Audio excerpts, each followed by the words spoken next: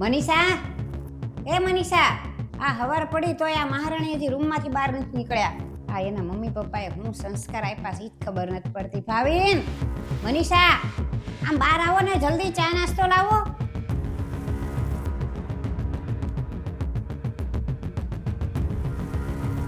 શું થયું મમ્મી? આ સવારમાં શું રાડું નાખો છો?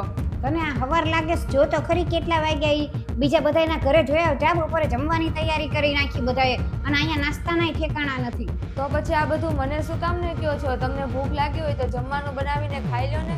આ હું બોલેસ તું? તને કાંઈ ભાન છે? ભાવિન, આને સમજાવ, કાક સમજાવ. એને કહી દેજે કાલથી નાસ્તો ની બધું રેડી રાખે. તું તારા પિયરમાં નથી, આ સાસરું છે તારું.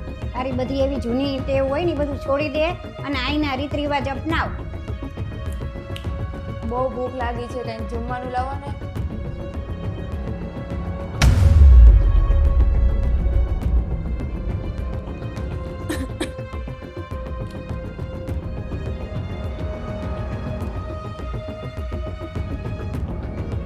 અરે આ શું કરેસ તું? તારી બાયડીનો ગુલામ થઈ ગયો કે હું?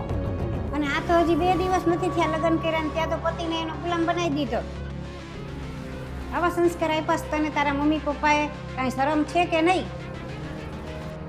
આવું જ બધું શીખીને આવ્યું છું તારે મમ્મી પપ્પા વાંહેથી?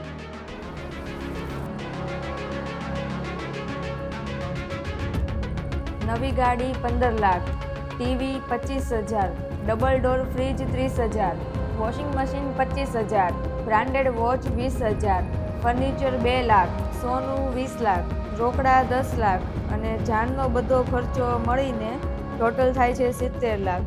મમ્મી, એકવાર આ લિસ્ટ ચેક કરી લેજો ને. તમને બધું તો મળી તો ગયું છે ને? કાંઈ બાકી નથી રહ્યું ને? હા હા, બધું મળી ગયું છે, કાંઈ બાકી નથી. પણ આ મને હુકમને દેખાડે, શું મતલબ છે આનો? અરે મમ્મી, તમને એનો મતલબ એ નથી ખબર પડતી. બહુ ભોળા છો. આ બધી વિશ મારા પપ્પાએ પૂરી કરી છે ને, એમાં ભાવિનને ખરીદી લીધા છે 70 લાખમાં.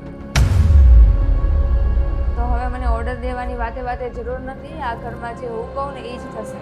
આ મતલબ શું છે આનો? આ પૈસા આપ્યા ને વસ્તુ આપી તો હું અમને કાંઈ ખરીદી લીધા છે? અને આખી જિંદગી તું કેમ થાશે? એક મિનિટ, હું જે વિડીયો મોકલું છું ને એ જોઈ લેજો. એવું શું છે એમાં? આમાં છે ને લેણ દેણ જે કરેલું છે ને એ બધાનો રેકોર્ડ આમાં છે. અને મારા પપ્પાએ મને કીધું હતું કે સાસરે તને કોઈ પણ હેરાન કરે ને તો વકીલ પાસે પહોંચી જાજે આ લઈને. અરે તું તો મારી દીકરી જેવી છો. હું બનાવું, હું બોલાવું? બોલ તારી હાટું ચા નાસ્તો બનાવું કે કાંઈ બીજું બનાવું કે? હાલ તારી હાટું ગરમ ગરમ ચા ને થેપલા બનાવીને લાવું. લે. નમસ્તે મિત્રો. હજી પણ ઘણી જગ્યાએ લગ્નમાં દીકરીના ઘરવાળા પાસેથી અમુક વસ્તુઓની ડિમાન્ડ કરવામાં આવે છે અને વસ્તુ આપ્યા પછી દીકરીને સરખી રીતના રાખવામાં નથી આવતી.